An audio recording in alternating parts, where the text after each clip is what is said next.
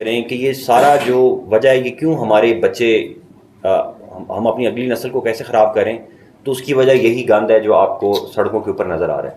अब ये सड़कों का गंद क्यों है, और लाहौर और कराची इस्लामाबाद में ये काम कैसे, इस्लामाबाद क्यों ऐसे साफ़ है और कोयटा क्यों इतना गंद है? उसकी वजह यह है कि कोयटा शहर के अंदर की जो कोयटा की आबादी है, ऑल्दो रजिस्टर्ड आबादी जो टैक्स वो वोट दे सकती है वो तो 25 लाख है, लेकिन क्योंकि इसमें बहुत सारे लोग बाहर से आए हुए हैं, किला अब्दुल्ला के, पिशीन के, या मैं ऐसे लाहौर से आया हुआ, मस्तूम से, बहुत सारे लोग, तो टोटल आबादी 40 लाख से 45 लाख के करीब है। 40 लाख से 45 लाख की आबादी को अगर सफाई करानी हो तो उसके ऊपर कम से कम ख़र्चा जो है, अगर आप बाकी शहरों से कंपेयर करें तो रावलपिंडी में इस आबादी के ऊपर हुकूमत 5 अरब रुपया सालाना खर्च करती है। 5 अरब रुपया।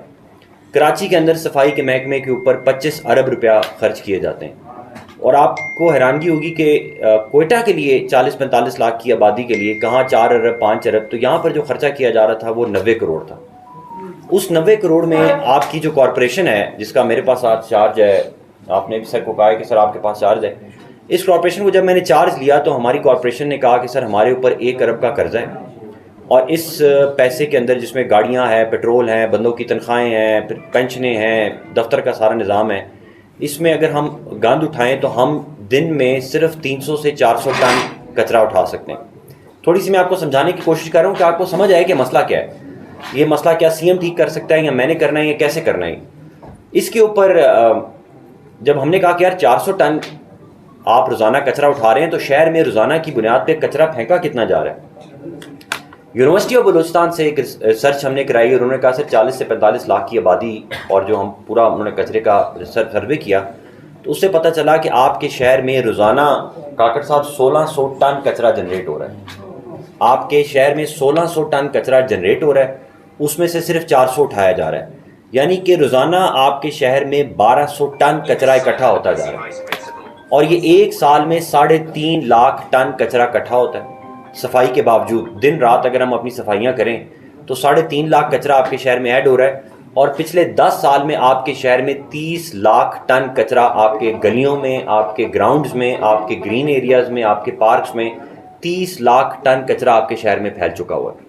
ये कचरा हमारे आने वाली नस्लों को बर्बाद कर रहा है, हमारा एयर क्वालिटी इंडेक्स ख़राब कर रहा है, हमारे दरख्तों की जगह, हमारे ग्राउंड्स की जगह, हमारी स्पोर्ट्स की जगह, हमारा स्टॉर्म वाटर ड्रेनेज, हमारा सीवरेज सिस्टम, ये सब कुछ चोक कर चुका हुआ है। अब इसको कैसे ठीक करना है? अगर हम म्यूनसिपैलिटी वालों से पूछें इसको कैसे ठीक करना है, तो उन्होंने कहा कि सर आप हमें 4 अरब रुपया साल का दे दें तो हम आपको ये ठीक करके दे देंगे। अब आप मुझे बताएं कि 4 अरब रुपया कहाँ से लाया जाए? बजट की ये सूरत हाल है कि आपका सूबे का खर्चा साल का 750 अरब है। आपके पूरे सूबे का खर्चा, पुलिस, आर्मी, डिफेंस, आपका हेल्थ, कॉरपोरेशन, इन सब के ऊपर टोटल जो तनख्वाहें, एजुकेशन, हेल्थ, 750 अरब रुपया खर्चा है। और आपको पता है कि बलूचिस्तान अपने रिसोर्सेज से पैसा जनरेट कितना करता है? हाँ जी, हमारे प्रेसिडेंट साहब आ गए हैं, तो होना चाहिए ताकि आप माशाल्लाह पढ़े लिखे, कामयाब, इस कोयटा शहर के असल आप सब लोग वारिस हैं। अस्सलाम वालेकुम। और जो हमारा टैक्स इकट्ठा होता है साल का, यानी कि 750 अरब रुपया खर्चा है। जैसे आप अपनी फैक्ट्री चला रहे हैं या आप अपना वेयर हाउस चला रहे हैं, तो आपका खर्चा अगर 100 रुपये है तो आप कम से कम 200 रुपया तो कमाते होंगे ना, फिर ही आपका निज़ाम चलता है। लेकिन हमारे सूबे में हम 700 अरब 750 अरब रुपया खर्चा करते हैं और कमाते सिर्फ 40 अरब, यानी कि हम 720 अरब रुपया कभी फेडरल से मांगते हैं, फाक से मांगते हैं, NFC अवार्ड का मांगते हैं, कंपनियों से मांगते हैं, वगैरह वगैरह। हम अपना बड़ी मुश्किल से खर्चा पूरा करते हैं। और इस 750 अरब में से सिर्फ जो तनख्वाहें हैं और डे टू डे बिजनेस है वो 650 अरब है, यानी कि पूरे सूबे के लिए सिर्फ 100 अरब रुपया है, जिसमें आपने हेल्थ भी करना है, एजुकेशन भी करना है, स्कीम्स भी करनी है, डैम भी बनाने हैं, प्रोजेक्ट्स भी करने हैं, सारे काम करने हैं।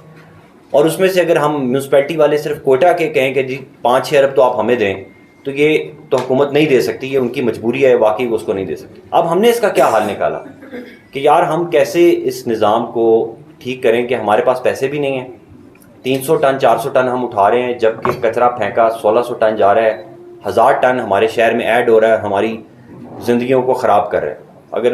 अगर ये एक सर्वे करवाऊँ कि कोयटा में उम्र जो है उसकी लॉन्जेविटी या एक्सपेक्टेंसी कितनी है और खुशदार में कितनी है, तो यकीन माने कि कोयटा में अब कम होगी।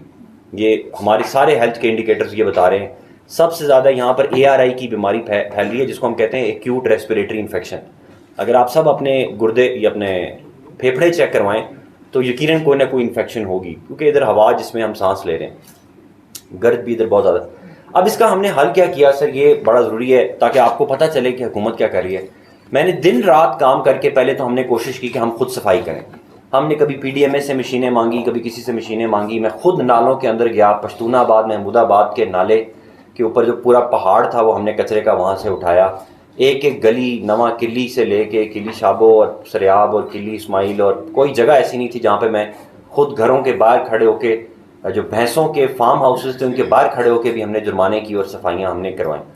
लेकिन ये सिस्टम इस तरह चल नहीं सकता। इसके लिए फिर हमने पाकिस्तान के जो बेस्ट एक्सपर्ट्स हैं उनको हायर किया। हमने कहा कि यार हमें बताएं कि मसले का हल क्या करें।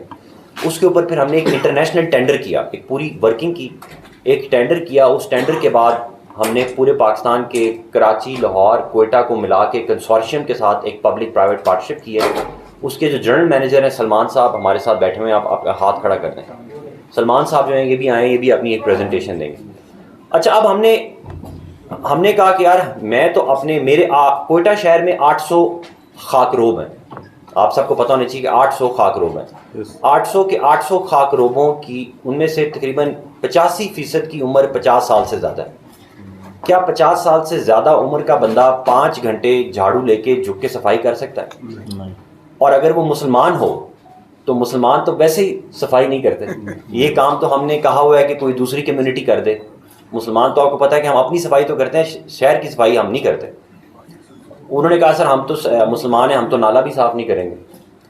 अच्छा, आधे उनमें से मीर हैं, आधे उनमें से टकरी हैं, आधे उनमें से सरदार हैं और आधे फलां एक्स मिनिस्टर के जानने वाले हैं।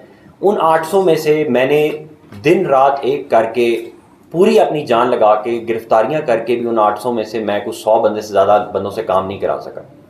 और ये मैंने CM को भी कहा कि सर अगर आप भी कोशिश करके देख लें ये काम आप नहीं कर सकेंगे। इसका हल फिर हमने क्या निकाला, टाइम है ना आपके पास? यस, बिल्कुल।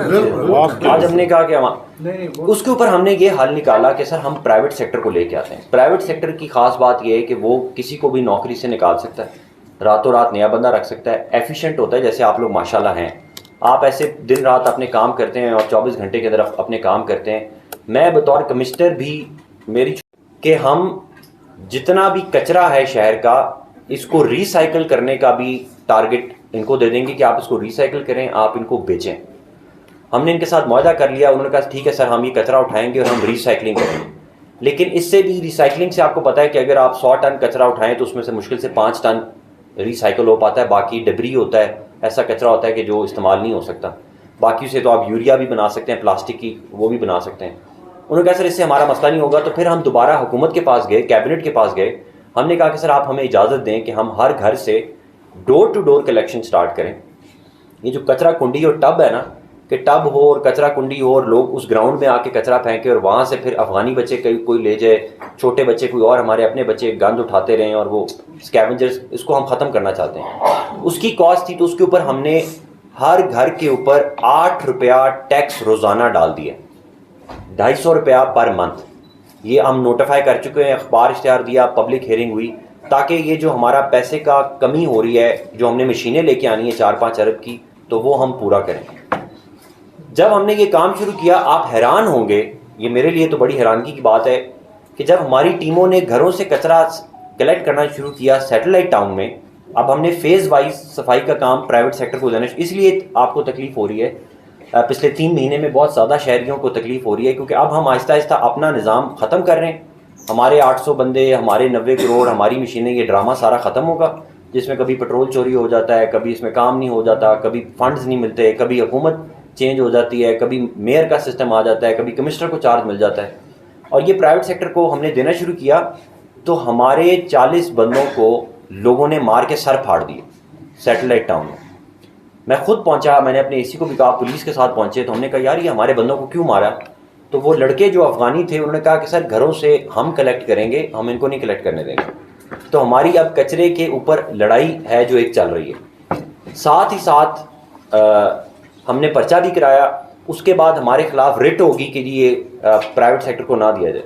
हमने चीफ जस्टिस साहब को समझाया कि सर हमें आप या तो फिर 8 अरब रुपया दें ताकि हम इस शहर को साफ़ करके दें, या फिर हमें ये काम कर लें दें। और चीफ जस्टिस साहब ने फिर इस पर हमारे साथ ताउन किया और उन्होंने कहा कि ठीक है आप ये करें। अब 14 अगस्त के बाद से आहिस्ता आहिस्ता आहिस्ता म्यूनसिपैलिटी जो है वो अपना काम ख़त्म कर रही है, जो कि बहुत महंगा भी है और अच्छा काम नहीं कर रही, और हम प्राइवेट सेक्टर को प्रमोट कर रहे हैं। क्लीन एनर्जी के नाम से जो कंपनी है ये प्रमोट कर रही है और ये आहिस्ता आहिस्ता फैल रही है। अब इसके अंदर दरमियान में क्या हो रहा है कि क्योंकि अब नौकरियां ख़त्म होंगी, वो 800 खाकरोब और वो 1200 सफाई वाले कॉन्ट्रैक्ट, तो वो लोग रोज़ाना मेरा दफ्तर बंद करते हैं, मेरे ख़िलाफ़ रोज़ाना अखबार में एक ख़बर लगती है, कत्ल की धमकियां भी दी जाती हैं, कभी कहते हैं कि हम तुम्हें छोड़ेंगे नहीं, तुम्हें इस्लामाबाद में भी नहीं छोड़ेंगे। और ये पूरी अब एक लड़ाई है। आप समझते हैं कि सीधा काम करने के लिए एक लड़ाई लड़नी पड़ती है, और वो मैं लड़ने को तैयार हूँ। और मैंने कहा जी मेरा दफ्तर भी बंद होगा तो मैं भी आपको अरेस्ट कराऊंगा, और इसके नतीजे में जो हमने पिछले 5-6 महीने में कुछ कार्रवाइयाँ की, इनके साथ साथ जैसे आपने सही कहा, अजी साहब ने बिल्कुल सही कहा कि सर ये आपका सारे गटर के ढकने चोरी हो जाते हैं। एक बच्चे की भी डेथ हुई गटर के गिरने से। गटर के ढकने हमने पकड़े तो ये हमारे चरसी और ड्रगीज और मवालीज जो हैं वो ये काम कर रहे थे। उनके पीछे मैं गया, उनके पीछे हबीब नाला, आपने सही कहा कि हबीब नाले के अंदर ये सारे बैठे हुए हैं। उसके ऊपर आपको मैं मुबारकबाद और खुशखबरी ये देना चाहता हूँ कि अब बलेली के ऊपर एक हमारा नया ड्रग सेंटर बन चुका हुआ है, जिसमें हम 100 से ज़्यादा मरीज़ों को ट्रीट कर रहे हैं, ठीक कर रहे हैं, दवाइयाँ दे रहे हैं, सब कुछ हम अपने पैसों से कर रहे हैं। हुकूमत से कोई एक्स्ट्रा बेनिफिट भी उसमें से नहीं ले रहे। इसमें आप थोड़ा सा अब वीडियो चलाएं, अगर वो आ गई है वीडियो तो सलमान साहब। बिल्कुल आपकी वो सही है। 3-4 बातें आपको बता देते हैं, तो कुछ फैक्ट्स करेक्ट होने वाले हैं, कुछ पे क्लैरिफिकेशन।